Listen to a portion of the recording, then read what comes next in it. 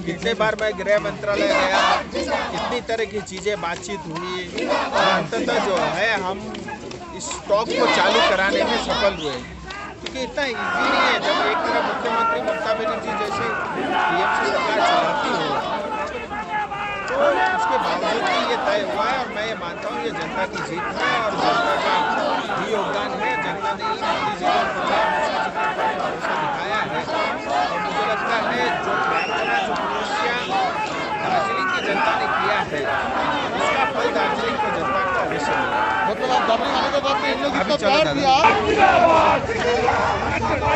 और जहाँ तक वार्ता की बात है, मैं आपको बताना चाहता हूँ, और बहुत सारी बातें अभी मैंने रास्ते में नहीं बताया, क्योंकि मुझे पता है सबसे पहला अधिकार अगर किसी का है तो दार्जिलिंग प्रेस का है। तो बहुत सारी नई और अच्छी बातें मैं आपके लिए लेके आया, आप निश्चिंत रहिए। 12 तारीख को वार्ता हो रही है, ये डेट तय है, 4 बजे का समय भी तय है, नॉर्थ ब्लॉक गृह मंत्रालय में हो रहा है ये भी तय है।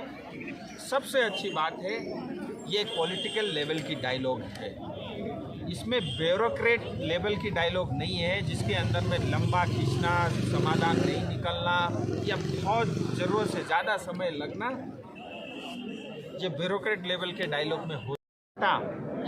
आप इसी बात से समझ सकते हैं इस टॉक्स की गंभीरता। स्वयं भारत के गृह मंत्री जी इस मीटिंग में मौजूद रहेंगे, उनके अध्यक्षता में ये वार्ता होगी। तीसरी बात, ये ट्राइपेटाइट टॉक है क्योंकि केंद्र सरकार, बंगाल सरकार और गोरखाओं के स्टेक होल्डर इस मीटिंग के लिए बुलाए गए हैं। चौथी सबसे अच्छी बात, अब तक के वार्ता में डूअर्स हमेशा छूट जाता था, लेकिन इस बार डूअर्स भी शामिल हैं। और आज मैं उस बात का खुलासा करता हूं आपके माध्यम से। बहुत सारे लोगों ने ये कहा कि ये डायलॉग होगा ही नहीं, सितंबर में कहा था, सितंबर में नहीं हुआ, अगस्त की बात थी, अगस्त में नहीं हुआ, कभी हमने कहा कि अफगानिस्तान चल रहा है, वो सब है, लेकिन उन सबको लोगों ने नेगेटिव मानसिकता के साथ देखा, सिर्फ और सिर्फ उसके ऊपर राजनीति करने की कोशिश की, लेकिन ये नहीं देखा कि गोरखाओं ने पिछले 100 साल से ज़्यादा समय से दुख पा रहे हैं। तो आज मैं उस बात की भी आपको बताना चाहूँगा, ये सिर्फ और सिर्फ डूअर्स को इंक्लूड करने के लिए 1.5 महीने का ज़्यादा समय लगा, ये भी आपके माध्यम से मैं अपनी जनता को अवश्य कहना चाहूँगा। तो इस बार डूअर्स भी है, इस बार पश्चिम बंगाल भी है, और पश्चिम बंगाल का ढीला ढाला रवैया अब बिल्कुल नहीं चलेगा। गृह मंत्रालय ने मन बना लिया है और गृह मंत्री जी इसीलिए इस मीटिंग में गंभीरता से वो स्वयं अध्यक्षता कर रहे हैं। अब जो है ममता दीदी या बंगाल सरकार का ढीला ढाला रवैया भी नहीं चलेगा, समाधान होगा और होके ही रहेगा, ये भी तय है। इसके साथ साथ मैं आपको और भी बात बताना चाहूँगा, इस वार्ता के लिए पश्चिम बंगाल के चीफ सेक्रेटरी से लेकर के इतना ही नहीं, हमारे 2 मुद्दे हैं, स्थायी राजनीतिक समाधान, दूसरा 11 जनजाति का विषय। 11 जनजाति को मान्यता दिलाने के लिए जितने भी हमारे एनजीओ है, जनजाति के अलग अलग संगठन है, मैं उन सब का नाम नहीं ले रहा हूं क्योंकि 3 का लूँगा तो 4 छूटेंगे, उन सब की भी तपस्या है। मैं उनके लिए भी आपके माध्यम से कहना चाहूँगा, इस बार के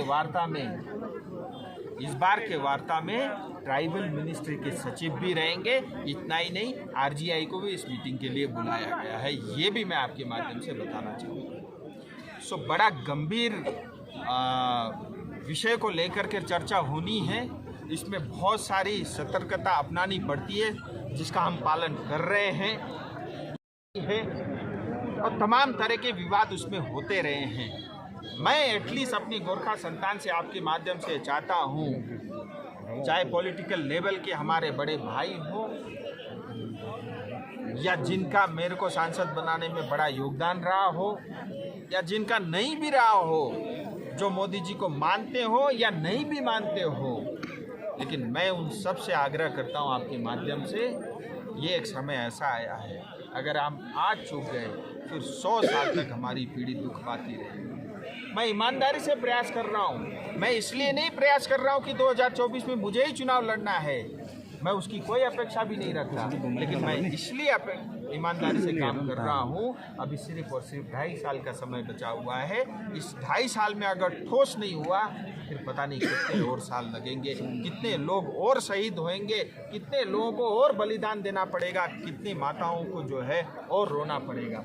इसलिए इस सब विषयों को ध्यान में रखते हुए मैं एक बार फिर कहता हूँ, देखिए राजनीति के लिए पूरा समय है, हम करने चाहिए। राजनीति में पॉलिटिकल पार्टी अगर राजनीति नहीं करेगा तो खाएगा क्या? लेकिन राजनीति करते करते हम इतने निचले स्तर तक गिर जाते हैं, हम अपने समाज को, अपनी जाति को, अपने क्षेत्र को, सबको भूल जाते हैं। मुझे लगता है उससे बचना चाहिए। हम सब एक हो करके। एक बात और, बहुत सारे लोगों का प्रश्न था कि हमें भी बुलाएंगे क्या? कुछ सिविल सोसाइटी के लोग भी आना चाहते हैं, कुछ मुख बंद काम शुरू, ऐसे कुछ NGO के मेरे पास फ़ोन भी है, उनका पत्र भी आया है।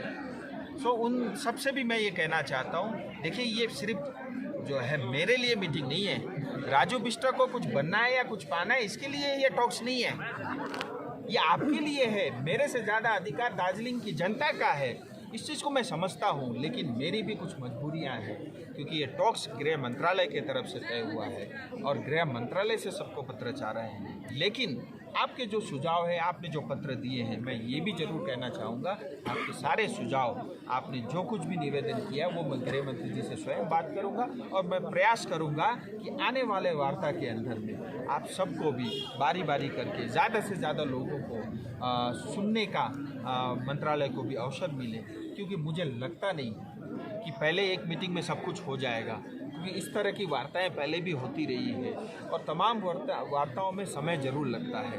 मैं ये तो नहीं कहता नहीं होगा या एक में होगा, 2 में होगा, ये तो जो है गृह मंत्री जी तय करेंगे, उनको तय करना है, उनको निर्णय लेना है या पश्चिम बंगाल सरकार को निर्णय लेना है। लेकिन ये मैं ज़रूर चाहूँगा कि हम सबको ज़्यादा से ज़्यादा लोगों को मौका मिले, सिविल सोसाइटी के लोग, इतना ही क्यों, हमारे बहुत सारे गोरखा समाज के लोग जो दार्जिलिंग के बाहर भी रहते हैं, पश्चिम बंगाल से बाहर भी रहते, उनकी भी अपेक्षा रहती है कि दार्जिलिंग में जो कुछ भी होता है, क्योंकि दार्जिलिंग हम सब की आत्मा है, सो दार्जिलिंग में कुछ भी होता है उससे जो है आसाम को भी फ़र्क पड़ता है, उससे हम मणिपुर में रहने वाले गोरखाओं को भी असर पड़ता है, देहरादून तक भी जो है इसकी गूंज उठती है। सो मैं ये भी कोशिश करूँगा कि उन सबको भी सुना जाए और जितने ज़्यादा है सबको ये लगेगा कि उस समाधान के अंदर में हम सब की आत्मा भी है, हम सब के सुझाव भी है। सो यही मुझे आपके माध्यम से कहना था। और अगर आपके कुछ प्रश्न हो राजू जी, अलग राज्य गोरखालैंड का बात होगा मीटिंग पे? देखिए, एक तो मुझे बड़ा आश्चर्य होता है जब मैं कुछ नहीं बोलता, आप मुझे बार बार मेरे कसम याद दिलाते हो कि मैं चौरस्ता के सामने खड़े होकर क्या बोला था, आज आप तो भूल जाते हो। सो ये स्पष्ट है, देखिए गोरखा और कुछ नहीं चाहता, और जो गोरखाओं के सपने हैं उसी सपनों की पूर्ति के लिए ये टॉक्स है, ये भी मैं आपको बता देना चाहता हूँ। और कभी जाके चौरस्ता में भाषण करेंगे, मैं फिर बोलूँ। राजू जी, ये मानते हैं कि ये जो टॉक हो रहा है, ट्राइपार्टाइट टॉक, ये क्या स्टेट गवर्नमेंट का मेन रोल होगा? देखिए क्या होता है, जब भी ट्राइपार्टाइट बोलेंगे तो केंद्र सरकार, राज्य सरकार, गोरखा स्टेक, तीनों है स्टेक होल्डर। सो ट्राइपार्टाइट टॉक ही है और उनकी बड़ी भूमिका है, इसमें कोई दो राय नहीं, क्योंकि हम भारत में एक फेडरल स्ट्रक्चर के अंदर रहते हैं, तो उनकी बड़ी भूमिका रहेगी और उन्होंने भी कहा है कि हम समाधान करेंगे। लेकिन मैं आपके माध्यम से टीएमसी को, पश्चिम बंगाल सरकार को ये भी बता देना चाहता हूँ, हमें ऐसी कोई परमानेंट पॉलिटिकल सॉल्यूशन नहीं चाहिए जो पश्चिम बंगाल चाहती है, जैसे GTA है या इससे पहले जो कुछ भी था। हमें ऐसा परमानेंट पॉलिटिकल सॉल्यूशन चाहिए जिसमें केंद्र का बड़ा भाई वाला रोल हो, जो संवैधानिक हो, जिससे ज़्यादा से ज़्यादा अधिकार और स्वतंत्रता हमको मिले, और उससे भी बड़ा होगा मिशन। क्या स्टेट गवर्नमेंट जाएगा इसमें? जैसा मैंने बताया, देखो ढीला ढाला रवैया बहुत हो गया और गृह मंत्री जी और गृह मंत्रालय मन बना के बैठा है। मुझे लगता है वो अवश्य आएंगे। आप देखिए क्या होता है भारत में। अगर नहीं आया मतलब स्टेट गवर्नमेंट नहीं आया तो क्या इसको बाइपार्टाइट टॉक होगा कि कैंसिल होगा मीटिंग? देखिए सुनिए, बिल्कुल नहीं होगा, लेकिन आप देखिए नहीं आया तो क्या हुआ, आएगा तो क्या होगा, अब उस पर स्पेकुलेशन पे हम नहीं जाते। अभी तो उनको चिट्ठी गया है। बहुत सारे लोग बोल रहे हैं प्रमाण का है, मैं प्रमाण भी लेके आऊँ, दिखाऊँ आपको, इधर मेरा मोबाइल, लेकिन मैं आपको दूंगा नहीं क्योंकि मुझे पता है, मैं बोल रहा हूँ ना, इस बार बहुत मैं इस चीज़ को ना ये समझो मैं खुद ही कोऑर्डिनेट कर रहा हूँ।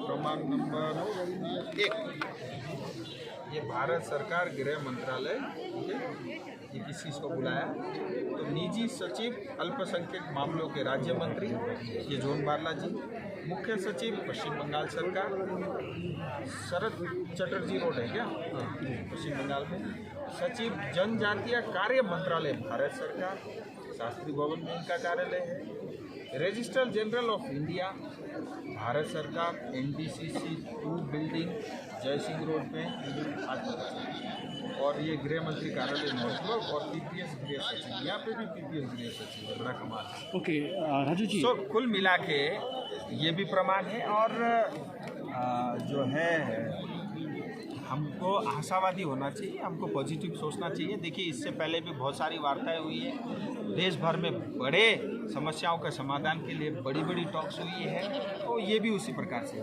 ओके राजू जी, लेटर को लेके बहुत आरोप आ रहा है कि फाइल नंबर से में पुराना लेटर को कॉपी पेस्ट किया है, फाइल नंबर, यस। सो मैं गृह मंत्रालय में जॉइंट सेक्रेटरी से मेरी बात हुई, ये छुट्टी का क्या चक्कर है, बोला सर हमारी तो कोई छुट्टी नहीं है, और बाई चांस मैंने 2 अक्टूबर मेरी उनसे बात हुई थी, तो उस दिन भी वो कार्यालय में, तो सर हमारी कोई छुट्टी नहीं है, और ये सरकार जानी जाती है, हमारे लिए सारे दिन एक है, सब प्रभु ने दिए हैं, चाहे संडे हो चाहे मंडे हो, और फुलपाती का दिन हुआ, इससे ज़्यादा सुख कोई हो सकता है क्या गोरखाओं को? मुझे लगता नहीं कुछ हो सकता है। नवरात्र का समय, फुलपाती का दिन, मतलब इससे अच्छा शुभ दिन कोई हो ही नहीं सकता। और जहाँ तक फाइल नंबर की बात है, देखिए मैंने बात की ये फाइल नंबर का कॉन्सेप्ट क्या है, तो उन्होंने बताया कि जो पुराने इतिहास से जो टॉक्स चली आ रही है वो जो है उससे भी पहले से चली आ रही है, उसमें कुछ डिजिट जो है कॉमन होते हैं। तो मैंने काफ़ी कोशिश की रिसर्च करने की, क्या है मेरे पास वो सारे दस्तावेज मिले नहीं, कुछ 2 नंबर के डिजिट सेम होते हैं, फिर कंटिन्यूटी में चलता रहता है। क्योंकि दार्जिलिंग किसी को समझना है तो पहले उसको ये समझना पड़ेगा आज क्या व्यवस्था है, ये भैया ये नहीं चाहिए हटाओ इसको, फिर डायलॉग शुरू होगा। सो इसके लिए मुझे लगता है फाइल नंबर है, लेकिन अगर आपके माध्यम से ये भी कहना चाहता हूँ, अगली बार फाइल नंबर हटा देना है हटा देंगे। अगली बार अगर आप ये कहेंगे संडे को नहीं रखना, मंडे को रखना, आपसे पूछ के मंडे रख लेंगे। सो पूरा फ्लेक्सिबिलिटी है, कोई दिक्कत ही नहीं है, क्योंकि भारत सरकार भी हमारी है, हम भी भारत के नागरिक हैं, गोरखा हम सब भी भारत के ही हैं, तो समस्याएं क्या है? तो हमारी खुशी के लिए जब मीटिंग हो रहा है, जैसा हम चाहेंगे वैसे ही हो जाएगा। और कालिम्पोंग एमएलए को लेटर नहीं मिला, वो भी स्टेक होल्डर ही है, पब्लिक रिप्रेजेंटेटिव। ये भी अच्छा प्रश्न है, उनको क्यों नहीं बुलाया? पहली बात तो ये गृह मंत्री जी को तय करना है किसको बुलाना है किसको नहीं बुलाना। दूसरी बात, देखिए मैं किसी का नाम नहीं लूँगा, मेरे कुछ आदरणीय बड़े भाई भी हैं जो आज हमारे साथ नहीं हैं, उनका भी बहुत प्रयास रहा यहाँ तक पहुँचने में, उनका भी योगदान है, मैं ये नहीं कहूँगा नहीं है, लेकिन उसके बावजूद भी देखिए आज पश्चिम बंगाल सरकार को बुलाया है, मान लो घर में माँ को कोई मीटिंग में बुला ले तो सब बच्चों को तो बुलाना जरूरी नहीं, और उन्होंने तो पहले ही तय कर लिया है कि जैसा हमारी माँ बताएंगी वैसे ही हमको करना है, तो बात तो खत्म हो गया। सो ममता दीदी को बुलाया है, पश्चिम बंगाल सरकार को बुलाया, और जो लोग उनके साथ हैं वो तो ऑटोमेटिकली है ही ना, आप उनके साथ पीछे पीछे वो भी आ सकते हैं, किसी ने मना तो किया नहीं है। सो मुझे लगता है कि बिन बुलाया तो कैसे जाएगा? वही मैं नहीं बुलाया है, माता जी को बुलाया है, अब उनके साथ एमपी को बुलाया, दार्जिलिंग एमएलए को बुलाया है। सो मेरा ये कहना है, मैं उस विषय में फिर आता हूँ, देखिए जो लोग भारत के संविधान के अंतर्गत स्थायी राजनीतिक समाधान चाहते हैं उनको बुलाया, जो लोग पश्चिम बंगाल के जैसे अभी GTA पश्चिम बंगाल असेंबली के अंदर पास होकर के जो व्यवस्था चाहते हैं उनको नहीं बुलाया। मुझे लगता है ये स्पष्ट, ज़्यादा स्पष्ट है। बहुत बहुत धन्यवाद, थैंक यू।